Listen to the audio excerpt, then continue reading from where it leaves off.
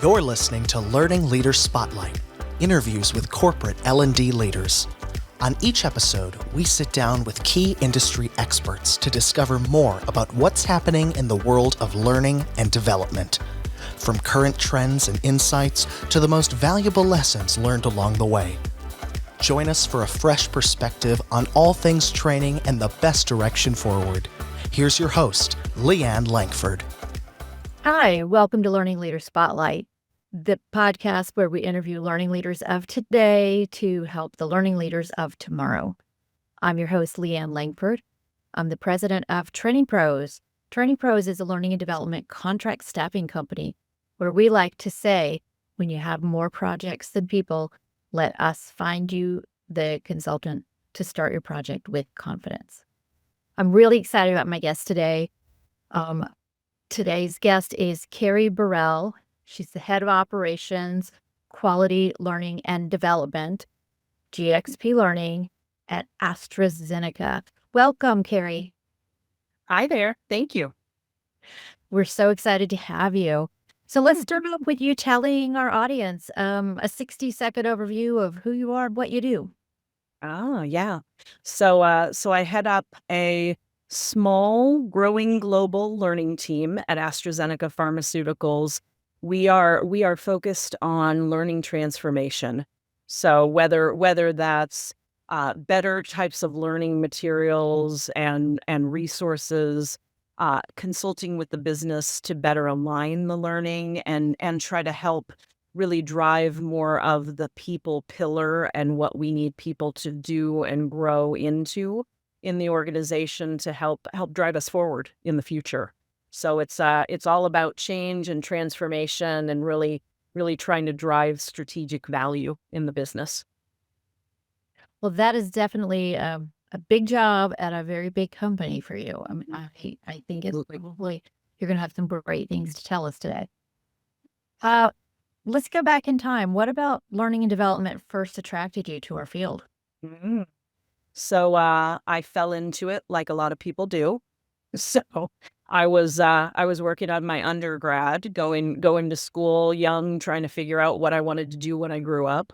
And I started working part-time at a bank in the customer service group with the credit card side of the business. And got out on the floor, doing my job, doing my thing. And I like to help people. I am one of those people that likes to help other people. So I got asked after I'd been out on the floor, maybe 2 or 3 months, I got asked if I wanted to help do some coaching as there were other new customer service people coming out on the floor where they could kind of jack in with you and listen to you and hear how you talk to people and how you help customers and how you responded to people, and then jack in with them and kind of give them some coaching and some tips. So I did that for a few months, really enjoyed it. And then after that, they asked if I wanted to help with the next onboarding group, the new hires coming in.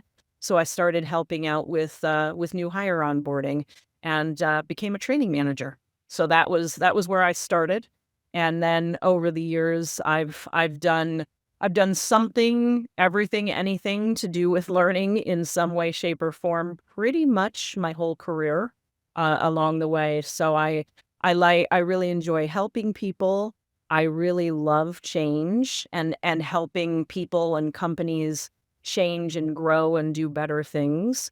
And I personally, I just love learning. I love to learn. I like to learn new things every day, little things, big things, doesn't matter. I really think if you're not always learning and growing, that you're going to become obsolete. It's just going to kind of disappear. So I've become a real big learning fan over the years. That's a great story. And you're right. So many of us just accidentally find learning and development and never leave. Yep. So, and I too did the same thing. I found learning and development accidentally. Yeah. And I also worked at a credit card company. Oh, okay. Small world. Small world. Small world, yes. I was in instructional design at that company, but it's an interesting world to be in for sure. It is very, very intense world. If you if you can do that, it's come in handy over the years. Come in handy for sure. Oh, yeah, I definitely know exactly what's going on with all my credit cards all the time because Mhm. that was part of the Very part of the true. thing that was behind the scenes with it. Yep. Yep. I remember that as well. What are the most impactful changes you've seen in L&D in the last few years? Mm. Well, I guess probably the number one would be anything and everything to do with AI, of course, because that is what everybody is talking about.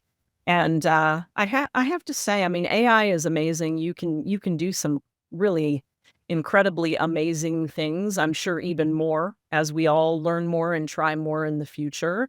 But also one of the other big changes for me as I've worked in different parts of organizations over the years with learning and growth in different companies. In about the last 9 years, I've been in pharma life sciences industry with learning. And the biggest change for us on our side has been actually really doing something with learning and not just people reading lots of procedures and documents and kind of checking a box to say, yes, I've been trained, quote unquote. So it's kind of an interesting dichotomy because on one side things are so advanced and digital and possible with AI, but then on the other end of the spectrum, even just some basic principles and good variety of learning approaches is huge in our industry and very different than what the regulated spaces have done in the past. So a little bit of best of both worlds, if you will. Well, that tracks really well. I love that we are doing more with learning and development, and we are having a bigger impact. Yeah. Where do you see L&D headed in the next 5 years?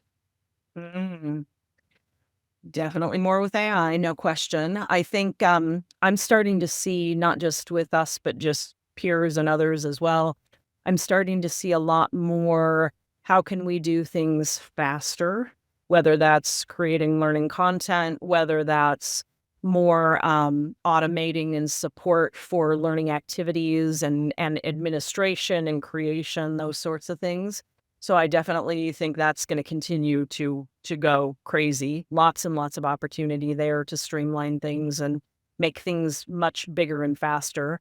I also think, though, at the same time, I think more you hear more and more where learning leaders as well as just senior business leaders are thinking more about how learning actually connects with the strategic direction of the organization if you are trying to do things the right way. So I know it's always been something that's been challenging over the years, trying to help senior leaders understand the value and what impact learning and growth and transformation can bring. But I see more and more senior leaders starting to think about that, thinking about the people side of the business and what they need to help people improve or grow or take on new challenges. And I just see learning as so integral with all of that. It's good to hear that that's where I feel like we've gotten there and we're continuing to grow there to become not an extra, but a necessary strategic advantage in a business. Definitely. So let's shift gears for a minute. Who's been your most influential professional mentor?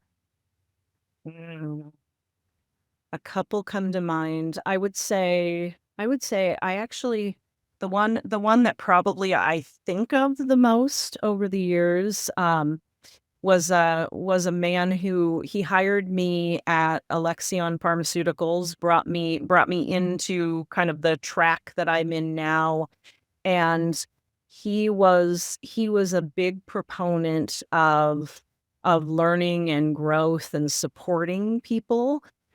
He was just a really really solid leader and mentor and really encouraged us in our leadership team to take risks, to take on new challenges, to explore different opportunities and learn more about different parts of the business and how that could kind of tie in or where you might find things that you hadn't thought of before, new ideas. He was really good and still is. Bump into him along the way, and even now, if I picked up the phone, he's always really good about giving good advice and kind of challenging you to kind of push yourself and go outside your comfort zone. So I would say Stan. I used to work for Stan, and he was great, and he is. He's a great guy and a great mentor, very encouraging person. Oh, that's fantastic. And I love that you still stay in touch with him. Absolutely. Yep, we do. That's Yeah. great. Yeah, my mentors have all retired now. That happens. Over time, eventually we all go there, I suppose. Absolutely. Yes, and mentorship is one of my my personal things that I love to promote. I pretty frequently take on an intern from the local grad school and mentor them into the field, Yeah, and it pays off. I mean, years later, I'm talking to these folks, and they're like director level leaders at companies, and make me feel very good that I was part of that journey. agreed. I would agree. Um, So what do you think is the most important skill for people to have right now? Ooh.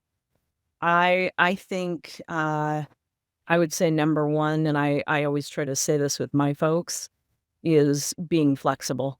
Flexibility. Things change, things ebb and flow, things in the world, things in the workplace, things in your personal life, all the above. I think it is in our best interest to be flexible, to be willing and open to things changing and kind of going in different directions that you may not have even thought about in the past. I just think that I think it's really hard for people when they're not comfortable with things changing and being open to being flexible and kind of leaning in to see where it goes. I think people that have a hard time with that, I think that's a really kind of a tough spot to live in, basically. So I would say yeah, flexibility is top of the list for sure. Um, I couldn't agree more with flexibility is an absolute necessity today because things are changing so rapidly. Oh, definitely. All the And all the time. it's difficult to keep up with all the changes. And so just being able to let go and absorb the new way and the new Yeah, situation is just absolutely necessary. agreed. So What is your favorite source for industry news and information? mm, I would say probably the top of my list. I get a lot of info, and over the years I kind of come back over and over again to Burson. Burson's a big one. I've used a lot of that and referenced a lot of their benchmarking over the years. But also I'd say another big one that I kind of go in spells and then I always come back to it along the way. I've gotten a lot of really good information with like the Harvard Business Review and kind of overarching business ideas and trends and that sort of thing. So that's I'd say that's probably a couple of them that and I've got, like everybody probably has all sorts of different ones that you follow and some, sometimes keep up with and sometimes dip into, but those are probably two that I've used a lot and I come back to over and over again. Yeah, I definitely Burson is one that comes up frequently, and yeah, Harvard Business Review, and they always have interesting things. Um, okay, last one. This is another one near and dear to my heart because I'm a big reader. What is one book everyone wanting to move into L&D leadership should read, in your opinion? Mm. I would say one that always kind of pops up and I go back to it different times over the years And I have recommended it to a number of people that I've worked with, and also a couple people that I've mentored along the way. The What Got You Here Won't Get You There book. I'm forgetting the author's name, which is awful.